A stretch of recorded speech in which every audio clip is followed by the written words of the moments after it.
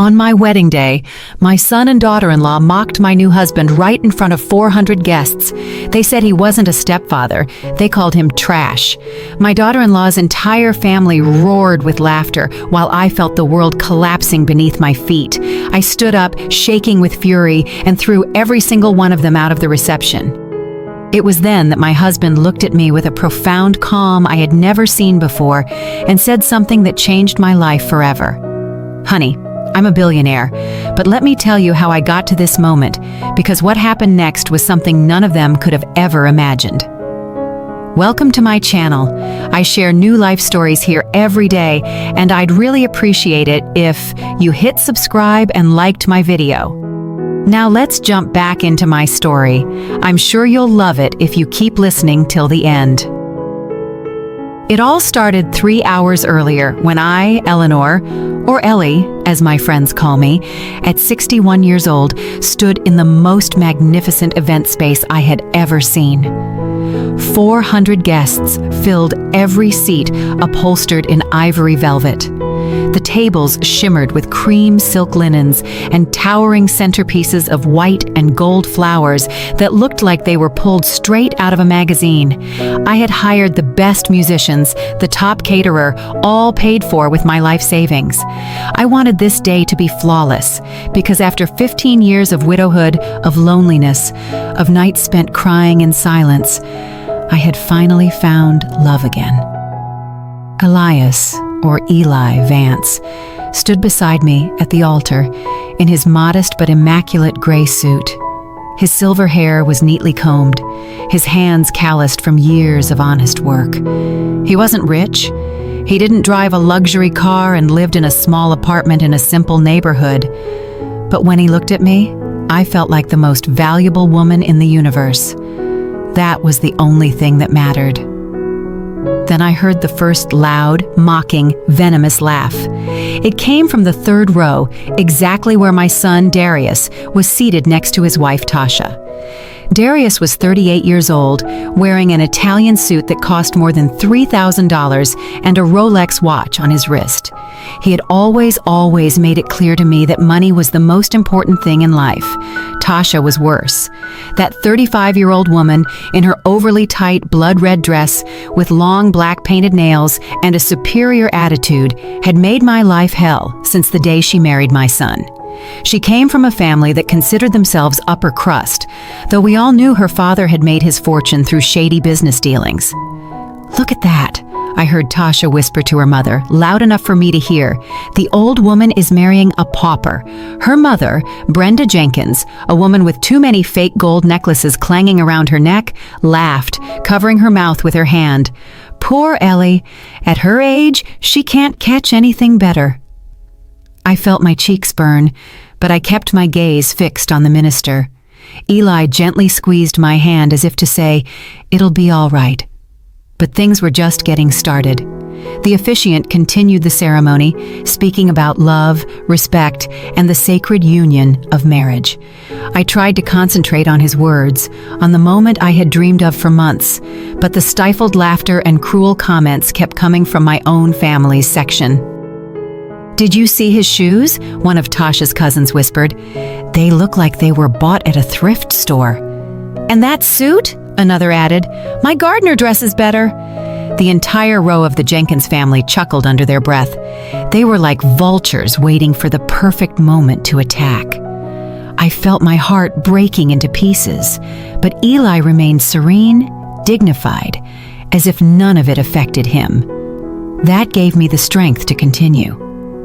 The moment for the vows arrived. When Eli began to speak, his voice was firm and full of genuine emotion. "Ellie, from the day I met you, I knew you were the woman I wanted to spend the rest of my life with. I don't have material wealth to offer you, but I give you my whole heart, my eternal loyalty, and my promise to make you happy every day I have left." A few people in the audience sighed, moved. I had tears in my eyes, but then I heard Darius let out a loud, sarcastic laugh that echoed through the ballroom. "This is pathetic," my son said out loud without any shame. He stood up with his champagne glass in his hand, swaying slightly. He'd been drinking before the ceremony. Seriously, Mom, this is the man you chose? This miserable old man? The room fell into absolute silence. 400 people held their breath. The minister stopped speaking and looked at me with concern. Eli squeezed my hand harder, but his expression remained tranquil, almost compassionate. "Darius, please," I tried to say, but my voice came out broken, humiliated. "No, Mom, someone has to tell the truth here." Darius walked to the center aisle, gesturing dramatically. "You worked your whole life. You sacrificed for me. Dad left you a good inheritance, and this is what you do with it? Marry a nobody who probably just wants your money?" Tasha stood up too, a malicious smile on her lips. "Darius is right, Ellie. That's not a stepfather. That's trash you picked up off the street." Her whole family erupted in laughter. Her mother, father, uncles, cousins, all laughing, pointing, pulling out their cell phones to record the moment. It was like they were at a circus and we were the clowns. But then something inside me snapped. It wasn't sadness. It was fury. A burning rage that shot from my feet to my head. I pulled my hand from Eli's and walked straight toward my son. "You know what, Darius?" My voice sounded different, stronger, firmer than I had heard it in years. "You're right about one thing. Someone does have to tell the truth here." The silence in that room was so dense you could cut it with a knife. 400 people stared at me with wide eyes, waiting to see what humiliated Ellie would do. My son Darius wore that arrogant smirk, the same one he used as a child when he thought he had won an argument. Tasha stood beside him, arms crossed, with that look of superiority I hated so much. Her entire family continued to snicker, enjoying the spectacle as if it were the most entertaining thing they'd seen in years. "The truth," I repeated, feeling the weight of every word leaving my mouth, "is that I spent 35 years of my life married to your father. 35 years where I worked 12-hour days cleaning other people's homes so you could go to the best schools. 35 years where I broke my back, wrecked my hands, and sacrificed my health and youth to give you everything you needed." Darius blinked, and for a second, I saw a flicker of discomfort in his eyes, but he quickly covered it up by taking another sip of his champagne. "Your father was a good man," I continued, feeling tears beginning to well up, but refusing to let them fall. "But when he died 15 years ago, he left me alone, completely alone. Do you know how many times I came to your house asking to spend time with me? How many times I called you crying because the loneliness was killing me?" "Mom, don't make a scene," Darius said, but his voice sounded less sure now. "A scene?" I laughed, but it was a bitter, painful laugh. "A scene is being alone every Christmas because you were too busy with Tasha's family. A scene is spending my 61st, 60th, 59th birthdays completely by myself because you couldn't even be bothered to send a text." Some people in the audience began to murmur. I could see looks of disapproval aimed at my son. But Tasha wasn't going to stay quiet. "Oh, please," she spat, stepping forward, her heels clicking against the marble floor. "Always the victim, aren't you, Ellie? Always complaining, always needing attention. You know what? Darius has his own life. He can't be babysitting you like you're a child." "Babysitting me?" I whispered, feeling something inside me begin to shatter. I didn't ask to be babysat. I just asked for a little love, a little respect, a little of the affection I gave him his whole life. Eli was still standing by the altar, watching the scene with a serene but alert expression. He didn't intervene. He didn't stop me. He was simply there, giving me the space to say what I had held inside for so many years. And now, my voice trembled but remained strong. Now that I've finally found someone who makes me feel alive again, someone who treats me with dignity and respect, you come here to destroy it? You, my own son, come here to humiliate me in front of everyone? Because that man is a gold digger, Darius yelled, pointing at Eli with contempt. Look at him. Look closely. He dresses like a bum. He lives in a dumpy apartment. He probably doesn't even have a bank account, and I'm supposed to be happy my mother is marrying that? Tasha's family clapped and shouted in support. Exactly, yelled Tasha's father, Larry Jenkins, a heavy man whose greasy mustache seemed to hang over his cheap cigar smell. "That miserable old man just wants your mother's money. It's obvious. You should be grateful Darius is worried about you," Tasha's mother Brenda added, shaking her multiple gold bracelets ostentatiously. "He's just protecting your assets." "My assets?" The words left my mouth like venom. "Since when did you care about my assets, Darius? Since when did you care about anything other than your own benefit?" "That's not fair," he protested, his face turning red. "Not fair?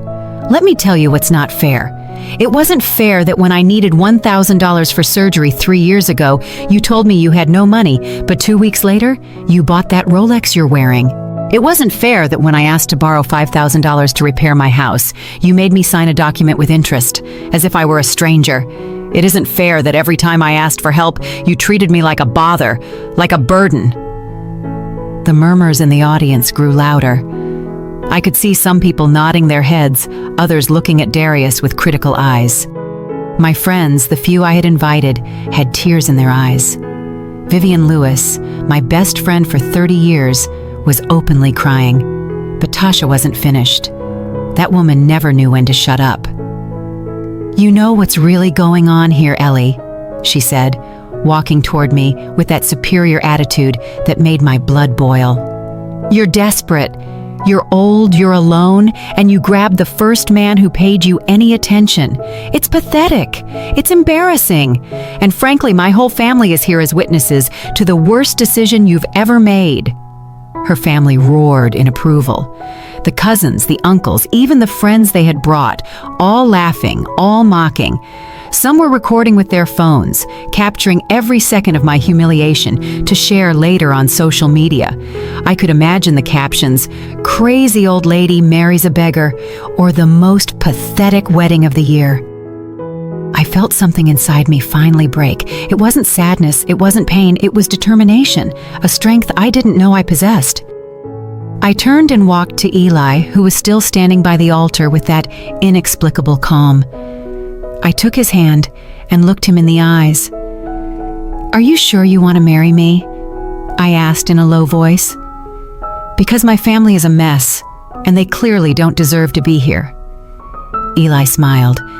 It was a small smile, but there was something in it, something I couldn't quite decipher. "Ellie, my love, I've never been surer of anything in my life, and you are right. There are people here who don't deserve to witness this moment." I turned back to the 400 guests. Most of them were good people, true friends, colleagues, neighbors who cared about me. But there was a specific group that had turned the most important day of my life into a nightmare. "Darius," I said, and my voice resonated through the room with an authority I had never used with my son. "You, Tasha, and your entire family, out of my wedding, out of my life." The silence that followed was deafening. Darius stared at me as if I had slapped him. "What?" he stammered. "Mom, you can't be serious." "I've never been more serious in my life. I want you to leave now." Tasha let out a hysterical laugh. "You're throwing us out? Your own family?" "Not my family," I replied coldly. "You and your parasites, yes. You have 5 minutes to leave this room, or I'll call security." Darius looked at me as if he couldn't believe what he was hearing. His face went from shock to indignation in seconds. "You're throwing me out of your wedding? Your only son?" "Yes," I replied without hesitating for a second. "I'm throwing out you, your wife, and all those vipers you brought with you." Tasha stepped forward, her index finger pointing at me menacingly. Her black nails looked like claws ready to strike. "You can't do this, you stupid old woman. You have no right." "I have every right in the world. This is my wedding. I paid every cent for this event. I hired this venue. I paid for the food. I hired the musicians, and I have every right to decide who stays and who goes. And you are definitely going." Tasha's father, Larry, got up from his seat, his belly hanging over his belt. "Who do you think you are talking to us like that? My family has influence in this city. We can ruin you." "Ruin me then," I said, feeling a boldness I didn't know existed inside me. "You've already ruined the most important day of my life. What more can you do to me?" Tasha's mother, Brenda, also stood up, making all her gold bracelets clank scandalously. "This is an insult, a total lack of respect. We came all the way here to support this ridiculous marriage, and this is how you repay us?" "Support?" I laughed bitterly. "You call mocking my husband, calling him trash, and humiliating him in front of everyone support? That's not support, that's pure cruelty." One of Tasha's cousins, a young guy with too much hair gel, shouted from his table, "Your husband is trash! We all know it. Just look at him. He looks like a bum you picked up off the street." Several members of their family laughed and applauded. They were enjoying this. They were truly enjoying tearing me down on my own special day. Eli finally spoke. His voice was calm, almost gentle, but there was a tone of firmness I had never heard from him before. "Young man, you don't know me. You know nothing about me, and yet you feel entitled to insult me. What does that say about you?" The cousin immediately fell silent, as if something in Eli's voice had disarmed him. But Darius wasn't going to give up so easily. He approached me. His breath smelled of alcohol, and his face was red with fury. "Mom, if you throw us out now, if you do this, you'll never see me again. You'll never see your grandkids again, I swear to God." Those words hit me like a punch to the gut. My grandchildren, Miles, 6 years old, and Chloe, 4. I love them with all my heart. The thought of never seeing them again was devastating. But then I looked at Eli. I looked at this man who had treated me with more respect and dignity in 6 months of dating than my own son had in the last 15 years, and I knew I had to choose. I had to choose my own happiness for once in my life. "If that is your decision, Darius," I said, and my voice cracked a little, but I didn't stop, "then so be it. I will not let you manipulate me anymore. I will not let you use me as your personal bank while treating me like trash when you don't need me." "You're selfish," Tasha screamed. "A selfish old woman who is choosing a stranger over her own family." "He's not a stranger," I replied calmly. "He's the man I love. And if you can't respect that, then you don't have a place in my life." Darius looked at me with so much hatred that it almost made me step back. "You're going to regret this. When that old man robs you of everything you have, when he leaves you with nothing, don't come crying to my door for help." "Don't worry," I said, feeling the tears finally start to roll down my cheeks. "I won't." The atmosphere in the ballroom was one of absolute tension. The other guests watched the scene with a mix of horror and fascination. Some of my friends seemed to want to intervene, but they stood still, unsure what to do. Vivian Lewis, my best friend, finally stood up. She was a 63-year-old woman with short white hair and a strong personality I had always admired. "Darius, Tasha, if you have any decency, you will leave right now and let Ellie be. What you are doing is cruel and unforgivable." "You shut up, you nosy old woman," Tasha snapped. "This isn't your problem." "It is my problem when I see my best friend being abused by her own family," Vivian replied firmly. "And honestly, after seeing how you behave, I perfectly understand why Ellie prefers to marry Elias. He has more class in his little finger than all of you combined." That further enraged Tasha's family. They started shouting all at once, creating absolute chaos. Insults flew through the air. Some people started getting up from their seats. The ballroom that, half an hour ago, was a place of elegance and celebration, now looked like a battleground. "Enough!" I shouted with all the strength in my lungs. My voice echoed through the space, silencing everyone instantly. "I will call security right now if you don't leave voluntarily." I gestured to the venue manager, a tall professional man who had been watching everything from the entrance. He nodded and started walking toward us with 2 security guards. "We don't need you to kick us out," Darius said with disdain. "We are leaving of our own free will. This place stinks anyway. And you," he pointed his finger at me, "you disgust me. I hope you are happy with your decision, because you will never have your family again." "Real family doesn't treat you like this," I replied, and I felt Eli move closer and take my hand, giving me strength. Tasha grabbed her designer bag, the same one I had helped her buy last year when she borrowed $3,000 she never paid back. Let's get out of here. This wedding is a bad joke anyway." One by one, Tasha's entire family started getting up from their seats. There were about 20 people in total.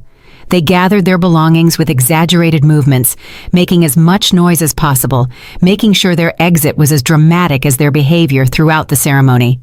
"This is not over," Tasha's father yelled as he walked toward the exit. "Everyone in the city will know what kind of woman you are." "Let them know," I said with a calm that surprised me. "I don't care what they think anymore."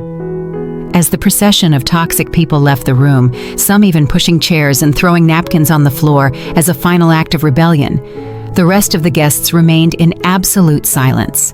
It was as if everyone was holding their breath, waiting to see what would happen next. Darius was the last to leave. He stopped at the door, looked at me one last time and said, "Goodbye, Mom. I hope your new life with that loser is worth losing your only son." And he left. The door closed behind him with a final sound that resonated in my heart like a definitive slam. I stood there in the middle of the ballroom trembling. I had just kicked my son out of my wedding.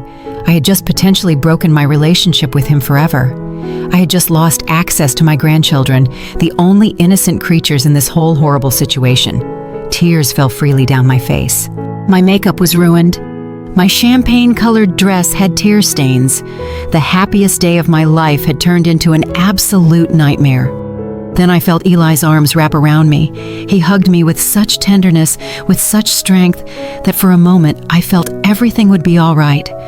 "I am so sorry, sweetheart," I whispered against his chest. "I ruined everything. I ruined our wedding." "You didn't ruin anything," he said softly, stroking my hair. "You did the right thing, the brave thing, and I'm very proud of you." We stayed like that for a moment, embraced in the middle of the chaos that remained. The other guests slowly began to applaud, first Vivian, then other friends, until the whole room was clapping. It wasn't applause for celebration, it was applause for support, for solidarity. Eli gently separated from me and took my hands. He looked me in the eyes with an intensity I had never seen before. "Ellie, my love, there's something I need to tell you." "What is it?" I asked, wiping my tears. He took a deep breath, as if he were about to reveal something momentous. "I'm not who you think I am." My heart stopped for a second. What did that mean? After everything that had just happened, now he had a secret too? "Eli, what are you saying?" My voice trembled. He smiled, but it was a strange smile, sad and happy at the same time. "Honey, I'm a billionaire." I stared at him as if he had spoken in a foreign language. The words had come out of his mouth, they had reached my ears, but my brain refused to process them. "What did you say?" "I am a billionaire, Ellie," Eli repeated with absolute calm. "I have over $2 billion in assets, properties in a dozen countries, companies, investments, everything." I felt my legs begin to fail. Vivian rushed toward me and held my arm. "Ellie, breathe, breathe, friend." But I couldn't breathe, I couldn't think. Everything that had happened in the last hour, the humiliation, the pain, kicking out my own son, and now this. I don't understand. I don't understand anything. You live in a small apartment, you drive an old car, your clothes. "It's all a conscious choice," Eli said, and his voice was so gentle that it made me want to cry again. After my first wife passed away 8 years ago, after seeing how everyone around me only wanted my money, I decided to live simply. I wanted to find someone who would love me for who I am, not for what I have. The room was in complete silence. Everyone listened to every word with absolute attention. This was more dramatic than any soap opera they had ever seen. "That's why you wear those clothes?" I whispered, beginning to understand. "That's why you live in that place? That's why you never let me pay when we went out?" "Exactly," he nodded, and I found exactly what I was looking for. I found you, Ellie, a genuine, kind-hearted woman who treated me with respect and affection, even when you thought I had nothing to offer except my love. Tears returned to my eyes, but this time they were different. They weren't tears of pain or humiliation. They were tears of something I couldn't yet name. "Why are you telling me now? Why here, after all this?" Eli looked toward the door where Darius and Tasha had left minutes before. Because I wanted you to see who they really are. I wanted you to see their true character when they thought I was nothing, and I wanted you to make your own decision about them before knowing the truth about me. My God, I whispered, covering my face with my hands. My son just insulted and humiliated a billionaire. Your son just insulted and humiliated the man you love, Eli gently corrected. The money shouldn't change that. He was right. He was completely right, but my mind was still spinning, processing this impossible information. $2 billion. How? Where from? Eli smiled, and for the first time, I saw a flash of pride in his eyes. I started with nothing, just like you. I worked construction for 20 years. I saved every penny. I invested in real estate when no one else would. I bought properties everyone said were worthless. I built an empire brick by brick. But when my wife, my beloved Letitia, died of cancer, all that money meant nothing. I couldn't save her. I couldn't make her stay with me for one more day. His voice cracked at the end, and I saw the genuine pain in his eyes. This man had suffered, had loved, and lost, just like me. After her death, he continued, everyone around me changed. My friends only called when they needed money. The women who pursued me only saw dollars. My own in-laws tried to sue me for the inheritance. I realized that money had poisoned all my relationships, so I decided to disappear from the radar. I maintained my businesses, but I completely changed my lifestyle. Vivian was still by my side, supporting me, but even she was slack-jawed, listening to this story. Meeting you, Ellie. Eli took my hands in his. It was like coming back to life. You treated me with dignity. You listened to me when I spoke. You laughed at my bad jokes. You cooked me your home-cooked meals. You invited me into your house without caring that my clothes were old or my car was rusty. You loved me for who I am. I don't know what to say, I stammered. My world had been completely turned upside down in less than 2 hours. You don't have to say anything right now, he said, tenderly caressing my cheek. I know it's a lot to process. I know all this is overwhelming, but I wanted you to know. I wanted you to know that you made the right decision, that defending our love, defending our relationship was worth it. Suddenly, everything began to click into place in my mind like puzzle pieces. The small details I had noticed but never questioned. The way Eli always seemed so sure of himself. The way he spoke about business with deep knowledge. The times he had casually mentioned traveling the world. His education, his vocabulary, his mannerisms. It all made sense. Did anyone else know? I asked. Did anyone know the truth about you? My lawyer, Marcus King, Eli replied. He's here today in row 12. He's been managing my affairs for the last 8 years. I asked him to come to our wedding as a witness. I looked toward row 12 and saw a distinguished man in his 50s, wearing a clearly expensive suit, nodding his head as our eyes met. He looked like someone important. How had I not noticed him before? And what happens now? I asked, feeling completely lost. What does all this mean for us? Eli smiled with the same love I had seen in his eyes from the first day we met. It means that now we can start our life together without secrets. It means I can give you everything you deserve. It means you'll never have to worry about money, security, or anything ever again. But more important than all that, he squeezed my hands harder.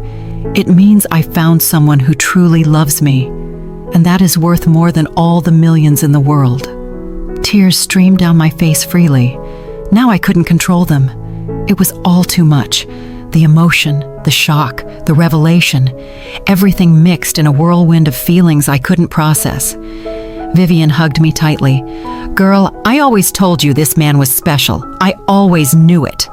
Other guests began to approach, offering words of support and congratulation.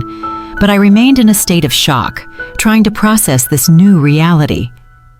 There's something else you should know, Eli said softly. The $5,000 your son Darius lent you with interest? I already paid it off without you knowing. I deposited the full amount into his account 3 months ago. What? My voice came out as a shriek. I didn't want you to have that debt hanging over your shoulders, but I asked Mark to do it anonymously. I wanted to see if Darius would mention it to you, if he would give you the money back, or if he would tell you the debt was settled. He never said anything to you, did he?" I shook my head slowly, feeling a new wave of betrayal hit me. He never said a word. In fact, 2 weeks ago he called me asking when I was going to pay him. Eli sighed sadly. "I figured. That's why I needed you to see his true character before we got married. I needed you to know exactly who you were dealing with." Then everything made sense. The test. It had all been a test not for me, but to reveal the true nature of the people around me, and they had all failed spectacularly. "My son," I whispered, feeling my heart break again. My own son was scamming me. "I am so sorry, sweetheart," Eli said, hugging me. "I know it hurts. I know it's devastating, but it was better for you to know now than to continue living in ignorance." He was right. Of course he was right. But that didn't make it hurt any less. My only child, the baby I had carried in my womb for 9 months, the boy I had raised with so much love and sacrifice, had been robbing me, lying to me, using me, and today at my wedding, he had shown his true face. "What do we do now?" I asked, feeling completely exhausted. Eli looked me in the eyes with determination. "Now we continue with our wedding. Now we get married, surrounded by the people who truly love and support us, and after that, we start our new life together." The minister, who had remained silent throughout the drama, approached us with an expression of genuine compassion. He was an elderly man, about 70 years old, with decades of experience officiating weddings, but even for him, this had been extraordinary. "Do you wish to continue with the ceremony?" he asked softly. I looked at Eli. I looked at the room full of people who had witnessed my humiliation and my defense. I looked at Vivian, who was smiling at me through her tears, and I knew the answer. "Yes," I said firmly. "Yes, we want to continue." The next few minutes were a whirlwind of emotion. The minister resumed the ceremony where we had left off. This time, there were no interruptions, no cruel laughter, no hurtful comments. There was only love, support, and a completely different energy in the atmosphere. When Eli placed the ring on my finger, I felt as if I were starting a completely new life. And when he declared us husband and wife, the room erupted in genuine, heartfelt applause. I kissed my husband, and in that moment, all the pain of the last few hours momentarily vanished. I was happy. I was married to the love of my life, and nothing else mattered at that instant. The reception was beautiful. Without the toxic presence of Darius, Tasha, and their family, the atmosphere completely transformed. People danced, laughed, and celebrated with genuine joy. My friends constantly approached me to congratulate me and tell me how brave I had been. Some even admitted they had always thought Darius treated me badly, but had never dared to say so. During dinner, Eli stood up and asked for everyone's attention. The room fell silent. "I want to thank everyone who stayed today," his voice began, resonating with natural authority. "You have been witnesses to something very difficult, but also something very important. You have seen an incredible woman defend her dignity and her right to be happy. And I want you to know that I am honored to be her husband." Applause filled the room. Eli continued, "I also want to clarify something. Some of you heard my confession a while ago, and I know many of you have questions, so let me be completely transparent. I am the founder and owner of Vance Development Group, VDG, one of the largest real estate development firms in the Southeast." There was a collective gasp. Vance Development Group was legendary. They had built some of the most iconic high-rises in the region, luxury hotels, commercial centers, residential complexes. I myself had cleaned floors in some of those buildings when I worked in janitorial services. "The reason I never mentioned it," Eli continued, "is because after losing my first wife, I realized that money attracted the wrong kind of people. I wanted to find true love, not self-interest, and I found it in Ellie. This woman loved me when she thought I was a simple retired laborer. She gave me her heart without expecting anything in return, and that, my friends, is priceless." He took my hand and raised me so I stood beside him. "So now, I want to promise her, in front of all of you, that I will dedicate the rest of my life to making her happy, to giving her everything she deserves, and to protecting her from anyone who tries to harm her." The ovation was deafening. Vivian was openly weeping. Other friends hugged each other, moved. It was as if everyone shared my happiness in a deep, genuine way. But in the midst of all that joy, my mind kept returning to one image, Darius's face as he left the room, the rage, the contempt, the absolute certainty that I was making the biggest mistake of my life. And I wondered what he was thinking now. Had he heard the rumors about who Eli really was? Did he know he had insulted and humiliated a billionaire? As if Eli could read my thoughts, he leaned toward me during the dance and whispered, "I know you're thinking about him. It's normal. He's your son." "I can't help it," I admitted. "Despite everything he did, he's still my son, and it hurts. It hurts so much." "I know, sweetheart. And I don't expect that to change overnight, but I want you to know something. The fact that he's your son doesn't give him the right to abuse you. Family love shouldn't include abuse, manipulation, or humiliation." He was right. I knew it in my heart, but a mother's heart is complicated. You can know your child has hurt you deeply and still love them. You can recognize their toxicity and still miss them. It's a painful contradiction only mothers fully understand. The party continued into the late hours of the night. We danced, ate cake, and toasted with champagne that cost more than I used to earn in a month cleaning houses. It was all surreal. This morning, I had woken up as Ellie, the 61-year-old woman who had worked hard all her life to survive. Now, I was going to sleep as Ellie Vance, the wife of a billionaire. When we finally retired to the bridal suite Eli had reserved at the city's most luxurious hotel, I felt overwhelmed by everything. The room was larger than my entire apartment.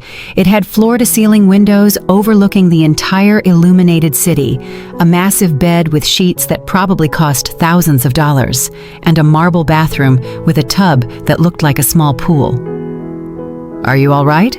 Eli asked, taking off his jacket. I sat on the edge of the bed, still wearing my champagne-colored dress. "Honestly, I don't know. I feel like I'm in a dream, or maybe a nightmare, or both at the same time." Eli sat beside me and took my hand. "I know it's a lot to process. Everything changed in a matter of hours, but I want you to know something very important, Ellie. Nothing between us has changed. I'm still the same man you met 6 months ago. The same man who fell in love with your laugh, your kindness, your strength. Money is just money. It doesn't define who I am." "But it changes everything," I whispered. "It changes absolutely everything." "It doesn't have to," he insisted. "We can continue to live simply if that's what you want. Or we can enjoy some comforts. You decide. This is our life now, our decision." I looked into his eyes and saw the same tenderness I had always seen, the same gentleness, the same love. And I realized he was right. The money hadn't changed him. He was still Eli, my Eli. "I want to ask you something," I said after a moment of silence. "Why me? Of all the women you could have chosen, why did you choose a 61-year-old widow with a problematic son and a complicated life?" Eli smiled, and it was that smile that made my heart melt. "Do you remember the day we met?" I nodded. It had been at the local farmer's market. I was buying vegetables, trying to find the cheapest ones. He was in the same aisle, and our carts had accidentally bumped. "You apologized about 5 times, Eli recalled with a smile. "And then, when you saw a tomato had fallen out of my cart and rolled under a shelf, you knelt down to pick it up. You knelt down on your bad knee that always bothers you just to retrieve my tomato. And when I handed it back to me and I thanked you, you smiled at me with such warmth, such genuine kindness, that I knew in that moment you were special." I didn't remember that detail about the tomato. It had been such a small, insignificant gesture. "Afterward," he continued, "we started running into each other regularly at the market, always on Thursday mornings. And every time I saw you, I learned something new about you. Your patience with the vendors, your generosity toward the children selling sweets on the street, the way you greeted everyone with respect, no matter who they were. I saw your soul, Ellie, and I fell in love with it. Tears started falling down my cheeks again. It seemed I hadn't stopped crying all day. So, yes, Eli said, wiping my tears with his thumbs. Of all the women I could have chosen, I chose you. Because you are real, because you are good, because you make me feel alive again. We kissed, and in that kiss was a promise of a future together, no matter what challenges came. But even in that perfect moment, in that luxurious room, with my new husband beside me, a part of me couldn't stop thinking about Darius, how he would react when he learned the complete truth, whether we could ever repair our relationship, and whether I truly wanted to try after everything he had done. I woke up the next morning in that enormous bed, wrapped in sheets that felt like clouds. For a moment, I thought it had all been a dream, the wedding, the humiliation, Eli's revelation. But then I turned my head and saw him sleeping peacefully beside me, and I knew it was all real. Everything had happened. My life had changed forever in a matter of 24 hours. I got up carefully not to wake him and walked to the giant windows. The city stretched out below us, bathed in the golden light of dawn. From this height, everything seemed so small, so insignificant, and I wondered if that was how Eli saw the world from his position of power and wealth. "Good morning, my love," I heard his voice behind me. I turned and saw him sitting up in bed, his hair tousled, a gentle smile on his face. "Good morning," I replied, feeling a mixture of happiness and anxiety. I couldn't sleep anymore. "It's understandable. Yesterday was intense." He got up and walked toward me, wrapping me in a hug from behind. "What are you thinking about?" "Everything," I admitted. "Darius, what happened? What comes next?" Eli kissed my head gently. "I have something to show you, something I think will help you better understand who I am and what our new life together means." Half an hour later, we were in a private helicopter. A helicopter. Never in my life had I imagined I would be flying in one. Eli handled the controls with the ease of someone who had done it 1,000 times before. "I learned to fly 20 years ago," he explained when he saw my surprised face. "It's useful for business, and it also gives me freedom." We flew over the city, and Eli began pointing out different buildings. "That hotel right there, the Grand Plaza, is mine. I built it 15 years ago. It has 400 rooms and is one of the most successful in the region." He pointed in another direction. "That shopping center, the Sun Promenade, is also mine. And those 3 apartment buildings over there. And that industrial complex near the port." With every building he pointed out, my disbelief grew. He wasn't just rich. He owned significant parts of the city where I had lived my entire life. I had cleaned floors in some of those buildings without ever knowing who their true owner was. "See that hospital?" He pointed toward a modern building with a red cross on the roof. "I donated it 5 years ago. My wife, Letitia, died of cancer, and the public health system didn't have the necessary resources. So I built an entire hospital dedicated to free oncological treatment for low-income people." That information hit me like a punch. "Free?" "Completely free," he confirmed. "No one should die because they can't afford their treatment. Letitia had access to the best doctors in the world, and still we couldn't save her. But at least I can help others who don't even have that opportunity." I started seeing Eli in a completely different light. He wasn't just a rich man. He was a man who used his wealth to do good, to help others, to build something meaningful. "I also have foundations," he continued, as we landed on the rooftop of an impressive building, the headquarters of Vance Development Group. One for educational scholarships, another for social housing, and one for entrepreneurs who need seed capital but can't access bank loans. We got off the helicopter and entered the building. The offices were elegant, but not ostentatious. Employees were working in bright, open spaces. Everyone greeted Eli with genuine respect, not the servile fear I had seen in other places where bosses were dreaded. "I want to introduce you to someone," Eli said, guiding me toward a large office on the top floor. Inside was Marcus King, the lawyer he had mentioned at the wedding. He was a distinguished man in his 50s with silver hair and an imposing presence. "Mrs. Hayes," he greeted me with a slight bow. "It is an honor to finally meet you properly. Eli has spoken a lot about you over the last 6 months." "Really?" I asked, surprised. "Of course," Mark smiled. "He constantly told me he had found someone special, someone genuine. And after what I witnessed at the wedding yesterday, I can confirm he was right." Eli gestured for us to sit down. "Mark, show Ellie the documents we prepared." Mark opened a leather folder and pulled out several papers. "Mrs. Hayes, your husband has prepared some important documents. First, he has added your name to all his main bank accounts. You have complete access to all his funds." My mouth dropped open. "What? No, I can't accept that. We just got married yesterday." "You are my wife," Eli said firmly. "What's mine is yours. It's that simple."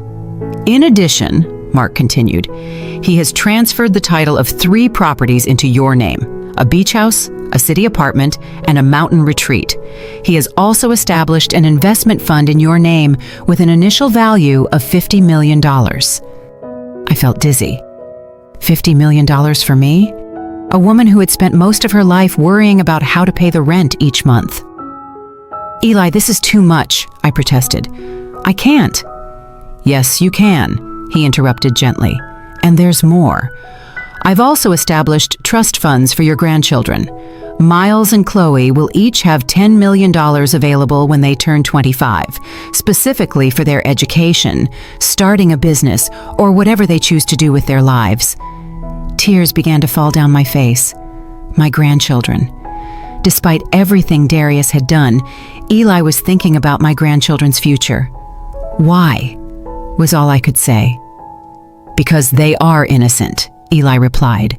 "Because they are not to blame for their parents' actions, and because they are your blood, Ellie. They are important to you, so they are important to me." Mark continued explaining more details.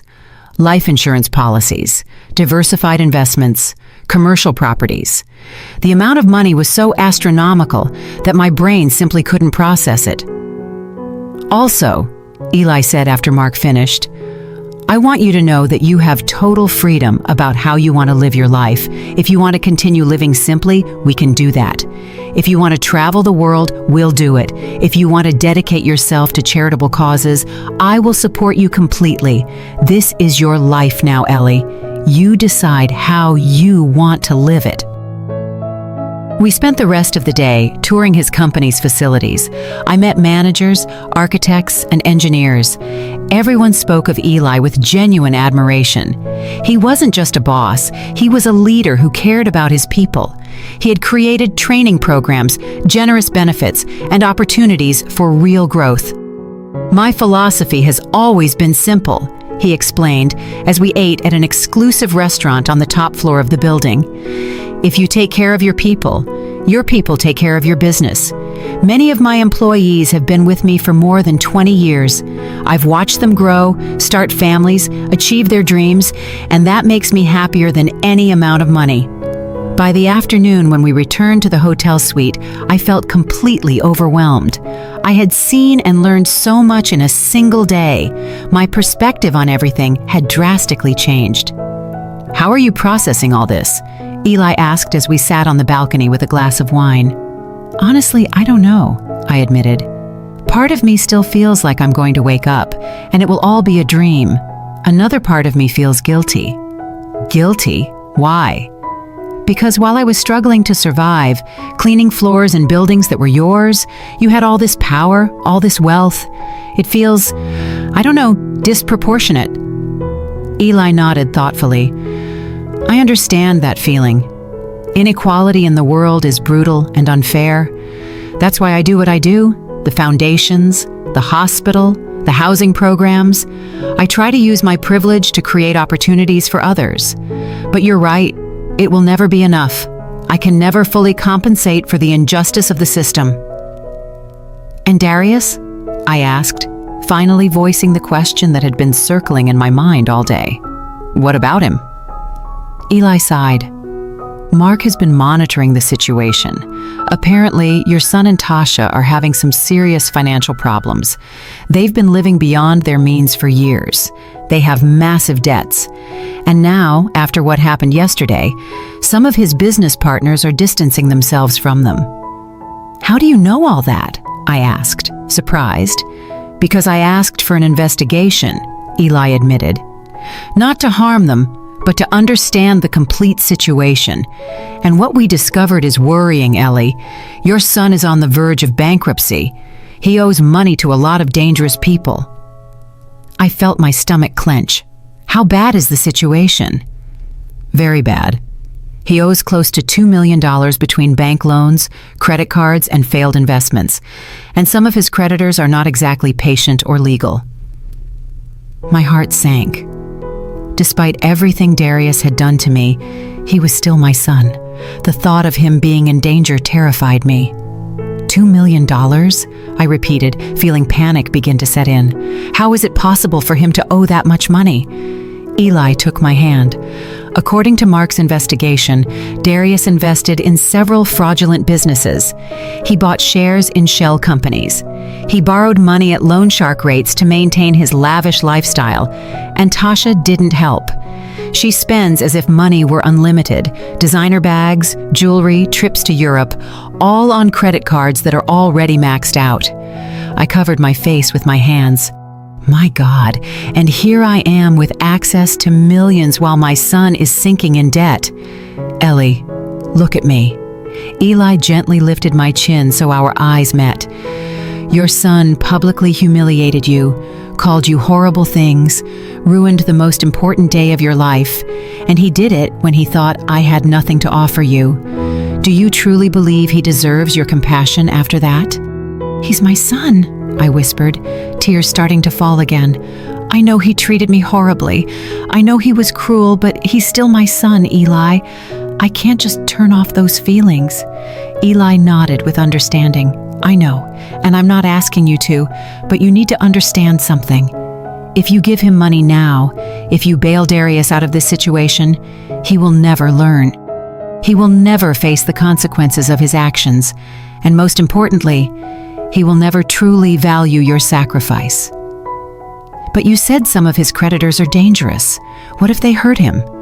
What if they hurt Tasha, or worse, my grandchildren? The children are safe, Eli assured me. Mark has already taken care of that. We hired discreet security to watch over them. No one will touch Miles or Chloe. I promise you. That information gave me some relief, but the knot in my stomach wouldn't disappear. And Darius? Are you watching him too? Yes, and this is where things get interesting.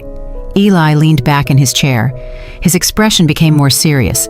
3 days ago, Darius found out who I really am. A business partner of his showed him a Forbes article featuring me on the list of the richest men in the Southeast. My heart stopped. And what did he do?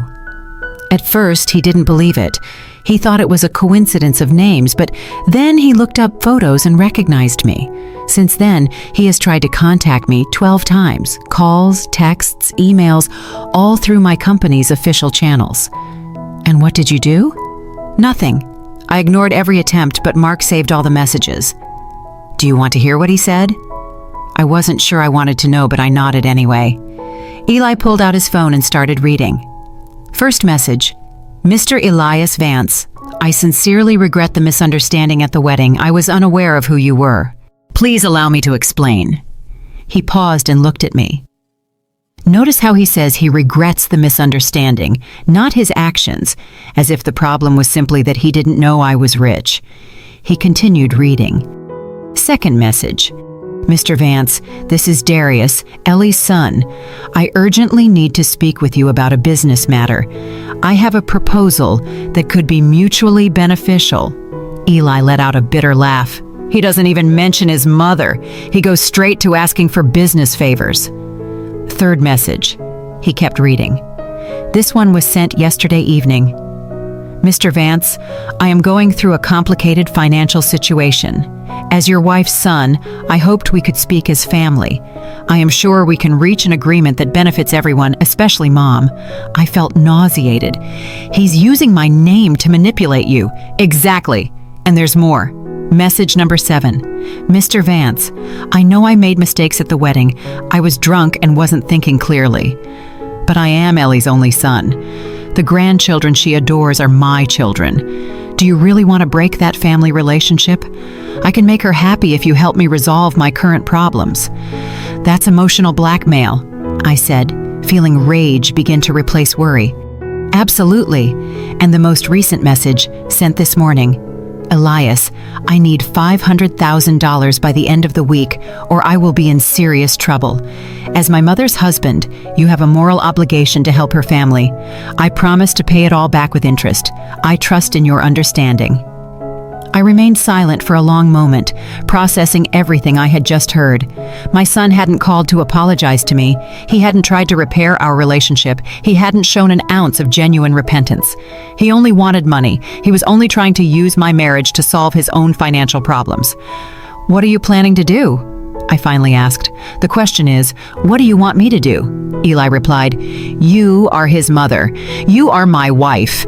This decision affects you as much as it affects me. I stood up and walked to the edge of the balcony, looking at the city stretching out below us. Somewhere down there, my son was desperate, scared, probably planning his next move. Part of me, that maternal part that never disappears, no matter how much you're hurt, wanted to rush and save him. I wanted to give him the money and solve all his problems. But another part of me, the part that had been humiliated in front of 400 people, the part that had been used and manipulated for years, the part that had finally found the strength to defend her dignity, knew that would be a mistake. Don't give him the money, I said finally, my voice firmer than I expected. Not yet, not like this. Eli approached me and hugged me from behind. Are you sure? No, I admitted, but I know it's the right thing to do. If we bail him out now, without real consequences for his actions, we will only be enabling his behavior. He needs to hit rock bottom. He needs to understand that he can't treat people like that and get away with it. It's a brave decision, Eli said, kissing my head. It's a painful decision, I corrected, but a necessary one. The following days were an emotional roller coaster. Eli and I went on our honeymoon to a private island in the Caribbean, which of course he owned. It was a paradise with white sand beaches, crystal clear water, and absolute privacy. I tried to relax, to enjoy this time with my new husband, but my mind kept returning to Darius. Mark kept us informed of the situation. Darius's creditors were starting to apply pressure. They had repossessed his luxury car. They had frozen his bank accounts. The house where he lived with Tasha and the children was in foreclosure. And Tasha? I asked during one of the video call updates. She left Darius 2 days ago, Mark informed us in his usual professional tone. She moved in with her parents and took the children. She filed for divorce yesterday morning. I felt a pang of pain for Darius, despite everything. Being abandoned by your wife, losing your children, facing financial ruin, all at the same time. It was devastating. And how is he? I asked. Not well, Mark admitted. Our contacts say he's been drinking heavily. He's not eating properly. He has tried to contact several of his former friends and partners, but they have all turned their backs on him now that they know he's broke. How convenient, I murmured bitterly. There's something else, Mark continued. Darius tried to sell his story to the media. He called several newspapers and television programs, offering an exclusive about how his mother married a billionaire and abandoned him in his time of need. What? I shrieked, feeling rage flood over me. Don't worry, Eli took my hand. Our public relations team already handled it. No reputable media outlet will touch that story, especially after we showed them the videos from the wedding where he publicly humiliates you. There are videos? I asked, surprised. Of course. Several guests recorded the entire incident. And with your permission, we have strategically used them to protect your reputation. If Darius tries to paint you as the villain, we have clear evidence of who truly acted poorly. I sat in silence, absorbing all this information. My son had fallen so low that he was trying to sell me to the media.